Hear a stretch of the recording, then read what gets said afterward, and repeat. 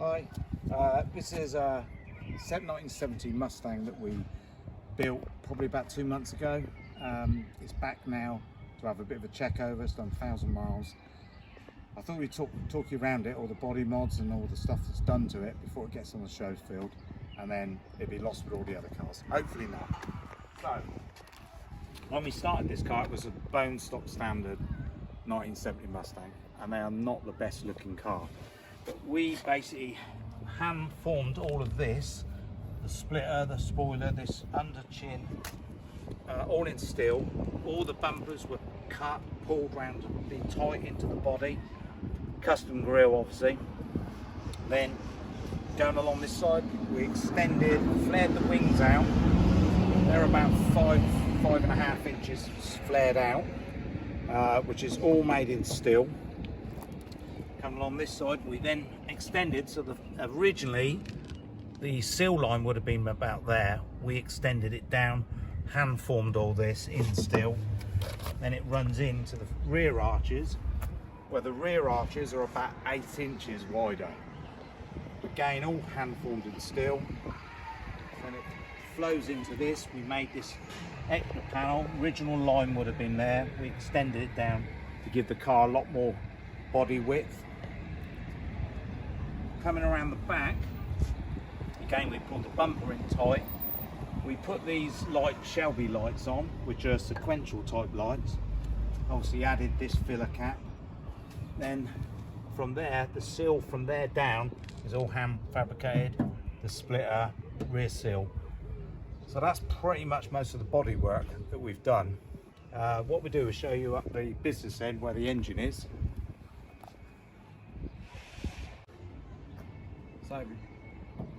So before we lift this bonnet up, obviously we wanted a lot more aggressive look, so we hand formed this scoop. Originally it wouldn't have had a scoop, it would have been flat, but we put this on it just to get a bit more aggression looking. Then, it's not just a pretty car, it actually has got some good horsepower. So it's originally a 351 Cleveland, which was the engine in the car. We took it out, totally tore it down, made it 451 cubic inch, sorry, 415 cubic inch.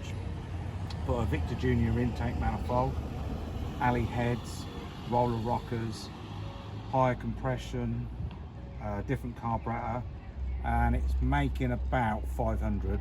But then, like all good street cars, it has a small nitrous kit, which will add another 150 brake.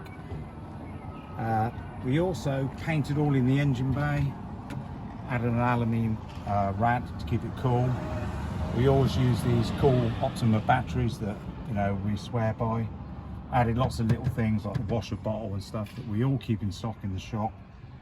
Then the gearbox is a C4 transmission, but it is full reverse shift pattern manual valve body. So it makes it fun to drive, more like a sequential than an automatic, but you can put it into automatic. Then you're going to want to see inside. So inside, we replaced everything new. We made this dashboard, which is spread the clocks out, and these are Autometer classic muscle car gauges. We wanted a bit of modern take on it, because our brief was to make a Mustang look like it was now. There are Mustangs made now, the fastback they make, but they don't make the notchback. And this guy specifically didn't want a brand new Mustang as a fastback, he did want a notchback. So we've added Alpine complete system. You can control everything off of this. Stereo, aircon, everything goes on that. It's now got a lot better steering setup, better brakes, better shifter, a little bit of creature comforts, you know, with modern cup holders, has mood lighting.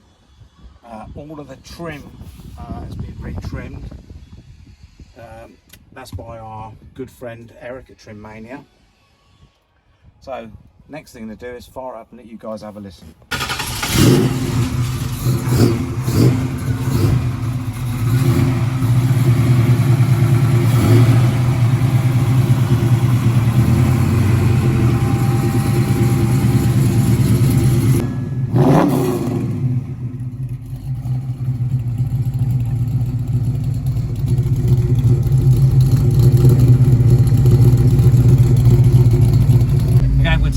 a spin.